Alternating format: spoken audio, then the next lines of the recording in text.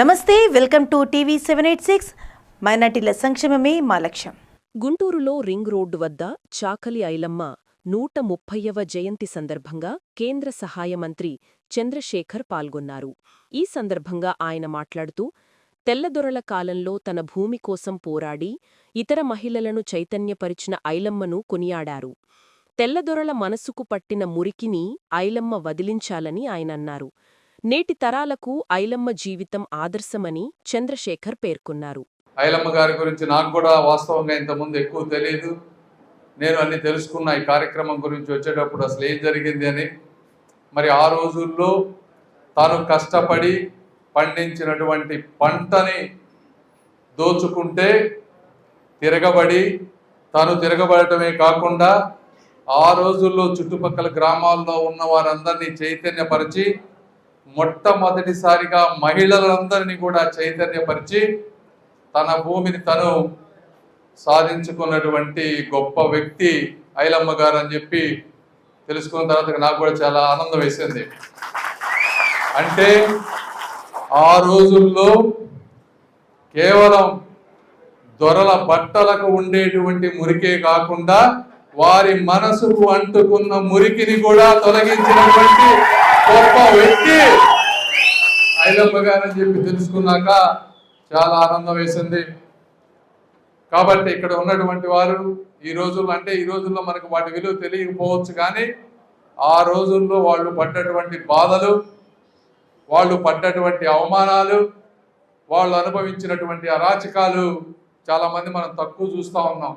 కాబట్టి ఇలాంటి వ్యక్తులు, అదేవిధంగా ఆ తర్వాత వచ్చినటువంటి శ్రీ నందమూరి తారక రామారావు గారు, ఇలాంటి గొప్ప గొప్ప వ్యక్తులు ఉండటం వల్ల ఈరోజు ఆర్థికంగా కానీ అందరూ ఒకరినొకరు గౌరవించుకునేటువంటి సమానత్వం ఈరోజు మనందరికి కనిపిస్తూ ఉంది.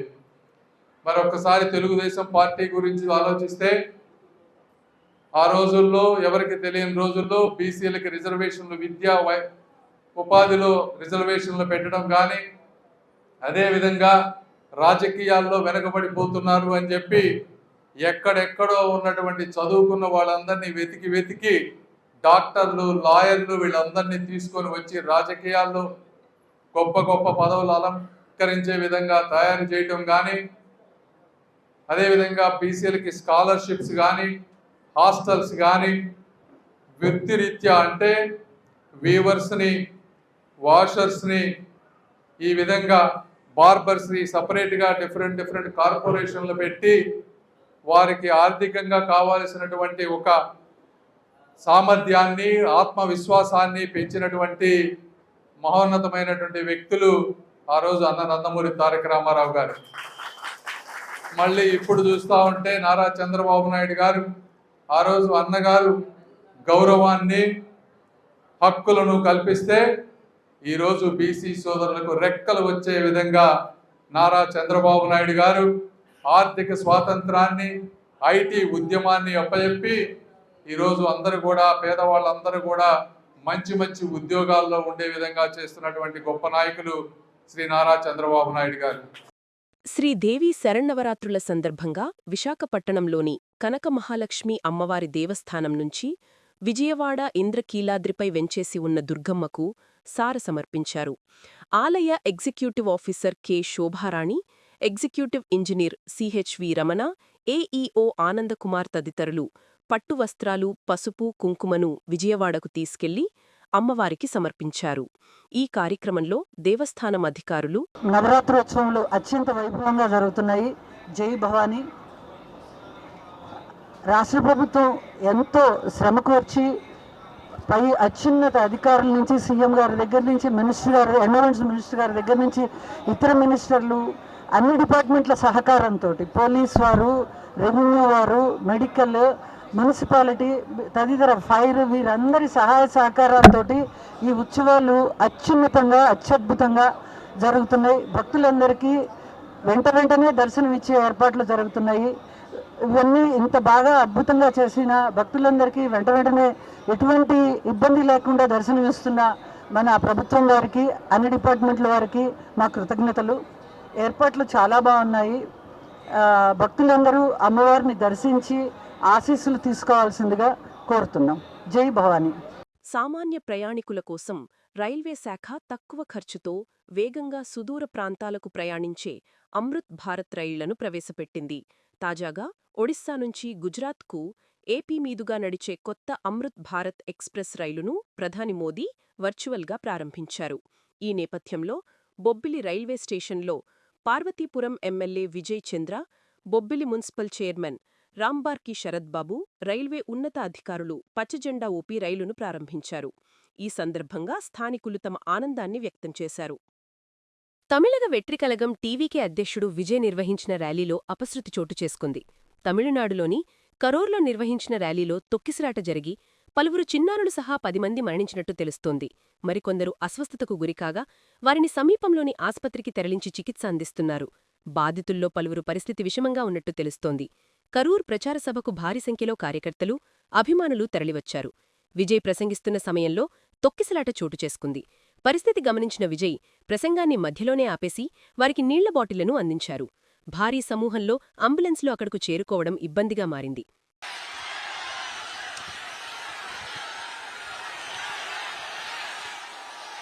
கரூரில் விமான நிலையம் வந்தா போறீங்களா சார்? போயிடுங்க. அதான் கேட்டேன், அப்பவே கேட்டேன், போயிடுங்க. நண்பா கொஞ்சம் வழி விட்டுருங்க. హిందూపురం ఎమ్మెల్యే బాలకృష్ణ వ్యాఖ్యలపై మాజీ ఉప ముఖ్యమంత్రి నారాయణస్వామి తీవ్రంగా స్పందించారు. పుత్తూరులోని తన కార్యాలయంలో మీడియాతో మాట్లాడుతూ అసెంబ్లీని పవిత్ర దేవాలయంగా భావిస్తారని, బాలకృష్ణ మాట్లాడిన మాటలకు తలదించుకోవాలని అన్నారు. ఈ కార్యక్రమంలో వైసీపీ నాయకులు పాల్గొన్నారు. మీకందరికి కూడా నేను ముందు కృతజ్ఞతలు తెలుపుతున్నాను. ఎందుకంటే ఇది ప్రజలకు మంచి మెసేజ్ కూడా పోవాలి.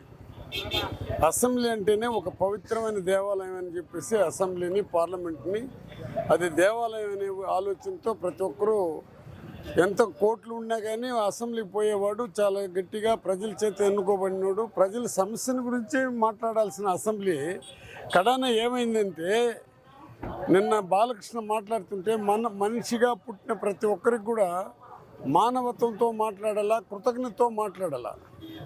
నేను బాలకృష్ణని వ్యతిరేకించడం కాదు, కానీ ఆయన ఆ విధంగా మాట్లాడిన దానికి ఎంత తల వంచుకోవాలన్నా అతను తల వంచుకోవాలి. కారణం ఏమంటే, రాజశేఖర రెడ్డి గారు ఉండేటప్పుడు వాళ్ళ ఇంట్లో ఏ విధంగా జరిగింది, ఆ కుటుంబ సభ్యులంతా కూడా ఏ విధంగా రాజశేఖర రెడ్డి దగ్గరికి పోయినారు, ఒక మానవత్వంగా ఉన్న. అందుకే నేను రాజశేఖర రెడ్డిని గారిని యుగ పురుషుడు అంటుంటాను. బాలకృష్ణ గారు చేసిన పనికి ఆయన కేసు కానీ పెట్టింటే శాశ్వతంగా జైల్లో ఉండాల్సిన పరిస్థితి వచ్చి ఉంటుంది. ఒక మానవత్వంతో అందులో మెంటల్ అనే ఒక సర్టిఫికేట్ తెచ్చి పెట్టుకొని ఆయన సపోర్ట్ చేసింది గారు కాబట్టి కృతజ్ఞత లేకుండా మాట్లాడినాడు. రెండోది, జగన్మోహన్ రెడ్డి కూడా బాలకృష్ణకి ఫ్యాను. జగన్మోహన్ రెడ్డి గారు బాలకృష్ణకి పెద్ద ఫ్యాన్. ఆయన అటువంటి బాలకృష్ణ వ్యక్తిత్వాన్ని చంపుకొని ఎందుకు ఆ విధంగా మాట్లాడుతున్నాడో నాకు అర్థం కాలేదు. కానీ నిజమైన ఒక మన చిరంజీవి గారు వెంటనే స్పందించాడు. ఆయన స్పందించకుండా పోయి ఉంటే ప్రజల్లో వాళ్ళకి మామూలుగా మీకు అందరికీ తెలుసు, ఆ మీడియా ఏ విధంగా ఉందంటే, ఏది చేసినా ఆ మీడియా దాన్ని గొప్పగా చెప్పుకొని పరిగెత్తుంది. రకరకాలుగా పెడతారు వాళ్ళు. ఏ ఒక్క దానిపైన కూడా నిమగ్నంతో మాట్లాడరు వాళ్ళు. కానీ అది ఒక అసెంబ్లీ మాదిరిగా కనబడలేదు. అది మనకు చీరలు ఇప్పితే ఏ విధంగా కౌరవులు ద్రౌపది గారు చీరలు ఇప్పితే ఏ విధంగా సంతోషపడినారో, ఆ విధంగా జగన్మోహన్ రెడ్డి జపం తప్ప తెలుగుదేశానికి వేరే జపం కనబడలా. జగన్మోహన్ రెడ్డి జపం అంటే డైలీ ఆయన విమర్శించే కార్యక్రమాలు చేసుకుంటున్నారు. సైకో అనేది ఏ విధంగా ఉంటుందంటే, ప్రజలు మన్నన పొందినట్టు రాజశేఖర రెడ్డి గారు, ఆయన నెత్తుల్లో పుట్టినటువంటి జగన్మోహన్ రెడ్డి గారు పేద ప్రజల్లో దేవుడిగా నిలిచిపోయినాడు. అటువంటి మంచి పనులు చేసి ప్రజలతో మన్నన పొందాలి. కానీ అది ఏ విధంగా ఉందంటే, ప్రజలకు సేవ చేయాలనే దృక్పథంతో రాలా. అన్నిటికీ మించి మీకు అందరూ కూడా తెలుసు, విద్య పైన ఏ విధంగా ఉందంటే, ఎక్కడ కూడా నెహ్రూ గారు కూడా మనకు ప్రాజెక్టు ఓపెన్ చేసినప్పుడు, నాగార్జున శ్రీశైలం ప్రాజెక్టు ఓపెన్ చేసినప్పుడు ఏమని చెప్పాడంటే నెహ్రూ గారు, ప్రాజెక్టులు దేవాలయం, హాస్పిటల్ దేవాలయం, నెహ్రూ చెప్పిన మాటలు చెప్తున్నాను. కాబట్టి ఎప్పుడు కూడా యూనివర్సిటీ దేవాలయాలు అన్నారు. అట్లాంటి దేవాలయానికి కూడా స్వస్తి చెప్పి వాళ్ళు 24 గంటలు ప్రజల సమస్యని ఎక్కడనో ఎత్తుకొని సముద్రంలో కలిపేసి 24 గంటలు దూషణతో తప్ప వేరే ఆలోచనతో లేదు. వాళ్ళు ప్రజలు కూడా చూస్తూ ఉండరు. బాలకృష్ణ అనే వ్యక్తికి ఆయనకి మెంటల్ అని ఒక సర్టిఫికెట్ కూడా ఇచ్చారు. ఆ మెంటల్ వల్ల అందరూ చెప్తున్నారు ఆయన తాగేసి వచ్చి మాట్లాడండి. ఇప్పుడు ప్రజల్లో ఎట్లుండదంటే ఒకప్పుడు 4,300 బెల్ట్ షాపులు ఉంటే ఇప్పుడు 73,000 బెల్ట్ షాపులు అయింది. అసెంబ్లీలు కూడా అదేవిధంగా ఆయన మ్యాన్సన్ హౌస్ లేదు ఏం హౌస్ తాగినాడో దేవుడు తెలియలా. ఆయన మాటలు చూస్తే తాగుబోతు మాటలుగా కనబడుతుండదు కానీ వేరే మాటలుగా కనబడలేదు. ముసీ నది భాగ్యనగరంపై ఉగ్రరూపం దాల్చింది. ముసీ, ఈసా నదుల ఉధృతితో ఒక్కరోజులోనే రికార్డు స్థాయిలో హైదరాబాద్ జంట జలాశయాలకు భారీ స్థాయిలో వరద పుట్టెత్తింది. ఇక్కడ్నుంచి నీటి విడుదలతో ముసీ పరివాహక బస్తీలు జలదిగ్బంధనంలో చిక్కుకున్నాయి. చాదర్ఘాట్ ముసారాంబాగ్ బ్రిడ్జ్ పైనుంచి ప్రవాహం కొనసాగడంతో అధికారులు రాకపోకను నిలిపివేశారు. మహాత్మాగాంధీ బస్టాండ్ను చుట్టుముట్టిన వరదతో అధికారులు ఆర్టీసీ బస్సుల రాకపోకలు నిలిపివేశారు. ఒక్కరోజులోనే రికార్డు స్థాయిలోనే వరద ప్రవాహం పోటెత్తడంతో హైదరాబాద్లో మహానగరంలో సన్నని పాయలా కనిపించే ముసీ తాండవం చేసింది. జంట జలాశయాల నుంచి మొదలు గౌరెల్లి వరకు ఉధృతంగా ప్రవహిస్తూ భయానక స్థితిలో దర్శనమిచ్చింది. ఏపీ అసెంబ్లీలో బాలకృష్ణ కామెంట్స్పై స్పందిస్తూ నటుడు ఆర్ నారాయణమూర్తి సంచలన వ్యాఖ్యలు చేశారు. కోవిడ్ సమయంలో పరిశ్రమ సమస్యల్లో ఉన్నప్పుడు చిరంజీవి ముందుండి సినీ పెద్దలతో చర్చించి జగన్మోహన్ రెడ్డిని కలిసేలా చూశారని తెలిపారు. జగన్ ఎవరినీ అవమానించలేదని, అది పూర్తిగా సానుకూలంగా జరిగిందని తెలిపారు. చిరంజీవి సానుకూల చర్యల వల్లే సమస్య పరిష్కరించబడిందని పేర్కొన్నారు. ఇంకా ఇండస్ట్రీలో ఉన్న సమస్యలను ప్రస్తుత ప్రభుత్వం పరిష్కరించాలని కోరారు. మన ఆంధ్రప్రదేశ్ ప్రభుత్వ అసెంబ్లీలో కొంతమంది పెద్దలు చేసిన కామెంట్స్ పై మెగాస్టార్ చిరంజీవి గారు స్పందించిన విధానం ఏమవుతుందో అది సత్యం, 100% సత్యం, 100% సత్యం.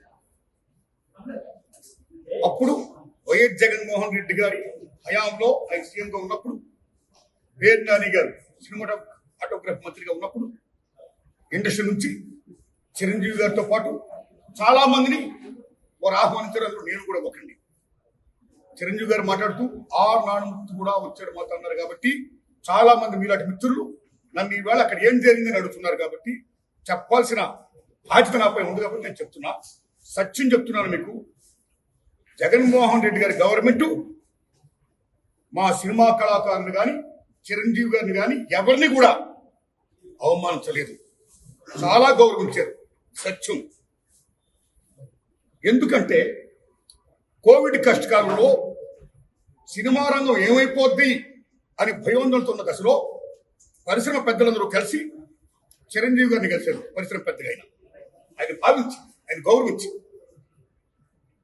నన్ను ఆహ్వానించారు. చిరంజీవి గారు స్వయంగా నాకు ఫోన్ చేశారు కూడా. అదే సంస్కారం. అప్పుడు నేను ఢిల్లీలో ఉన్నా. నారాయణమూర్తి ఇండస్ట్రీ క్లిష్ట పరిస్థితిలో ఉంది. భారీ చిత్రాలతో పాటు సగటు సినిమా తీసిన ఇలాంటి వాడు అందరూ కూడా రావాలి, ఒపీనియన్స్ చెప్పాలి, మనందరం ప్రభుత్వాన్ని కలవాలి, ప్రభుత్వం నుంచి మనకి ఏ సహాయ శాఖలు వస్తాయో మనం స్వీకరించాలి, మనం విన్నవించాలి అని చిరంజీవి గారు చెప్పడం, అందరూ మీట్ అవడం చిరంజీవి గారి ఇంట్లోనే ఇది జరిగింది. అప్పుడు అనేక మంది వారి వారికి అభిప్రాయం చెప్పారు. ఆయన్ని తీసుకుని మన సీఎం గారి గారితో నేను చెప్పారు. వారు సీఎం గారితో మాట్లాడారు స్వయంగా. అలా నేను కూడా పేరు నాని గారి మీద విజ్ఞప్తి చేసే బందర్లో అలా చాలా మంది విజ్ఞప్తి చేశారు. ముఖ్యంగా చిరంజీవి గారు తీసుకున్న రోలు సెల్యూట్, హోల్ హార్టెడ్ టెల్లింగ్. పరిశ్రమ పెద్దగా వాటి బెస్ట్ రోల్ ఈ ప్లేట్ దట్ డే. ఆయన ఎవరు అవమానించారు, తను గౌరవించారు. మమ్మల్ని ఎవరు అవమానించారు, తను గౌరవించారు. మేమందరూ అటు వెళ్ళాం, సమస్యలను చెప్పాం. సీఎం జగన్మోహన్ రెడ్డి గారు సానుకూలంగా స్పందించారు. పేరు నాని గారితో మాట్లాడి ఏం కావాలో మొత్తం తీసుకోండి అన్ని మనం చేద్దాం అని కూడా చెప్పారు. ఈ ధైర్యం సత్యం అండి, ఈ ధైర్యం సత్యం. ఓకే, ఆ సమస్యలు ఇంకా ఉన్నాయి. Still going on. ఆయన ప్రభుత్వం ఇప్పుడు లేదు. ఇప్పుడు మన చంద్రబాబు నాయుడు గవర్నమెంట్ వచ్చింది. ఇప్పుడు ఈ గవర్నమెంట్ లో ఆనాడు ఎక్కడ ప్రియాంబుల్, గత గవర్నమెంట్ లో ఏ ప్రియాంబుల్ ఉందో, ఏ ప్రజలకి ఏ సమస్యలు ఉన్నాయో, ఏ ఇండస్ట్రీకి, cinema industry, anybody anything else, వాళ్ళకి ఏ సమస్యలు ఉన్నాయో అకార్డింగ్ టు ప్రియాంబుల్ గత ప్రభుత్వంలో ప్రజలు విన్నవించుకున్న విన్నపాలు ఏమైతే ఉన్నాయో ఆ విన్నపాలని ఇప్పుడు, ఆ సమస్యలు ఇప్పుడున్న ప్రభుత్వం చంద్రబాబు నాయుడు హయాంలో నెరవేర్చాలని, దానికి సినిమాటోగ్రఫీ మంత్రి గారు దుర్గేష్ గారు సహకరించాలని, మన తెలుగు ఇండస్ట్రీ నుంచి వెళ్ళి ఇవాళ డిప్యూటీ సీఎంగా ఉన్న పవన్ కళ్యాణ్ గారు చొరవ తీసుకోవాలని నేను విజ్ఞప్తి చేస్తూ మా సమస్యల్ని, మన పరిశ్రమ సమస్యల్ని క్లియర్ చేయాల్సిందిగా మనస్ఫూర్తిగా వారు కోరుకుంటున్నాను. Thanks a lot. వనపర్తి జిల్లా మదనపురం పోలీసులు జేసీబీ సహాయంతో వాగు ప్రవాహంలో చిక్కుకున్న రాగుల కురుమయ్య అనే వ్యక్తిని రక్షించారు. మహబూబ్ నగర్ నవాబుపేట్ మండలానికి చెందిన కురుమయ్య శుక్రవారం రాత్రి కురుమూర్తి దేవస్థానం వెళ్లేందుకు లో లెవెల్ వంతెనపై నుండి వెళ్లే క్రమంలో వాగు ప్రవాహంలో చిక్కుకున్నాడు. సెల్ఫోన్ లైట్తో సంకేతాలు పంపగా పోలీసులు కురుమయ్యను జేసీబీ సహాయంతో గంటపాటు శ్రమించి సురక్షితంగా బయటకు తీసుకొచ్చారు. వాహనసేవ కోలాహలంగా తిరుమల శ్రీవారి సాలకట్ల బ్రహ్మోత్సవాల్లో 4వ రోజైన శనివారం రాత్రి శ్రీదేవి భూదేవి సమేత శ్రీ మలయప్ప స్వామి సర్వభూపాల వాహనంపై శ్రీ బకాసుర వధాలంకారంలో దర్శనమిచ్చారు. వాహనం ముందు గజరాజులు నడుస్తుండగా భక్తజన బృందాలు భజనలు, కోలాటాలు, జీయంగార్ల గోష్ఠితో స్వామివారిని కీర్తిస్తుండగా మంగళవాయిద్యాల నడుమ స్వామివారి జరిగింది. తిరుమల శ్రీవారిని బ్రహ్మోత్సవాల్లో దర్శించుకోవడం అదృష్టంగా భావిస్తున్నారని మంత్రి ఉత్తమ్ కుమార్ రెడ్డి తెలిపారు. స్వామివారిని వీఐపీ ప్రారంభ విరామ దర్శన సమయంలో ఆయన దర్శనమిచ్చారు. టీటీడీ అధికారులు ఆయనకు స్వాగతం పలికి దర్శన ఏర్పాట్లు చేశారు. దర్శనం అనంతరం రంగనాయకుల మండపంలో పండితులు ఆశీర్వచనం చేసి స్వామివారి తీర్థప్రసాదాలను అందించారు. ఈ సందర్భంగా తెలుగు ప్రజలందరికీ బతుకమ్మ, విజయదశమి పండుగల శుభాకాంక్షలు తెలియజేశారు. బ్రహ్మోత్సవాలు జరుగుతుండగా వెంకటేశ్వర స్వామి గారిని దర్శనం చేసుకోవడం, కుటుంబ సమేతంగా దర్శనం చేసుకోవడం మా అదృష్టంగా భావిస్తున్నాం. బ్రహ్మోత్సవాలకి ఏర్పాట్లు చాలా బాగా చేశారు. భక్తులకి అన్ని విధాలుగా సౌకర్యాలు అద్భుతంగా దేవస్థానం వారు చేయడం నేను వారిని అభినందిస్తున్నాను. మరి తెలుగు ప్రజలందరికీ బతుకమ్మ పండుగ శుభాకాంక్షలు తెలియజేస్తున్నాను. విజయదశమి శుభాకాంక్షలు చేస్తున్నాను. వారి అందరి జీవితాల్లో విజయాలు నిండాలని, ఆరోగ్యంగా, ఐశ్వర్యంగా, సంతోషంగా, సుఖంగా ఉండాలని మరి వెంకటేశ్వర స్వామిని ప్రార్థిస్తున్నాను. డొమెస్టిక్ పర్యాటకంతో పాటు అంతర్జాతీయ పర్యాటకానికి చిరునామాగా విశాఖను తీర్చిదిద్దామని కృషి చేస్తున్నామని, ఇప్పటికే ఎన్నో రకాల అభివృద్ధి ప్రాజెక్టులను చేపట్టి అందుబాటులోకి తీసుకొచ్చామని జిల్లా కలెక్టర్ హరేంద్ర ప్రసాద్ పేర్కొన్నారు. వీఎంఆర్డీఏ చిల్డ్రన్ ఎరీనాలో జరిగిన ప్రపంచ పర్యాటక దినోత్సవ వేడుకల్లో ముఖ్య అతిథిగా పాల్గొన్న ఆయన పలు అంశాలపై మాట్లాడారు. విశాఖను అన్ని రకాలుగా అభివృద్ధి చేస్తున్నామని, పర్యాటకానికి అధిక ప్రాధాన్యమిస్తూ ముందుకు సాగుతున్నామని చెప్పారు. Double decker bus, UHH museum, Yatri Nivas పునఃప్రారంభం తదితర నూతన ప్రాజెక్టులను ఇటీవల అందుబాటులోకి తీసుకొచ్చామని గుర్తుచేశారు. పర్యాటకులను విశేషంగా ఆకట్టుకునే విధంగా బీచ్ కారిడర్లో పలు రకాల వినూత్న కార్యక్రమాలు చేపడుతున్నామన్నారు. జీవీఎంసీ, వీఎంఆర్డీఏ, పర్యాటక శాఖ పరిధిలో పలు అభివృద్ధి ప్రాజెక్టులు చేపడుతున్నామని, మరిన్ని హోటళ్లు, రిసార్ట్లు వచ్చేలా చర్యలు తీసుకుంటున్నామని, దానిలో భాగంగా కొన్నిటికి భూకేటాయింపులు కూడా జరిగాయని పేర్కొన్నారు. ఉత్తరాంధ్ర, దిగువ దక్షిణాంధ్ర ప్రాంతాలను కలుపుతూ టెంపుల్ టూరిజం అభివృద్ధికి చర్యలు తీసుకుంటున్నామని కలెక్టర్ చెప్పారు.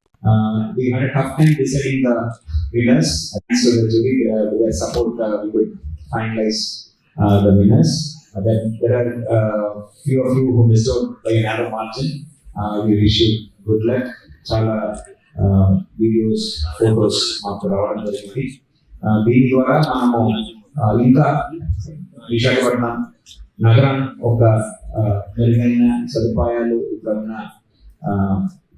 ఫెసిలిటీస్తో పాటు ఒక న్యాచురల్ బ్యూటీని ప్రపంచానికి తీసుకువెళ్ళే అవకాశం మాకు వచ్చింది.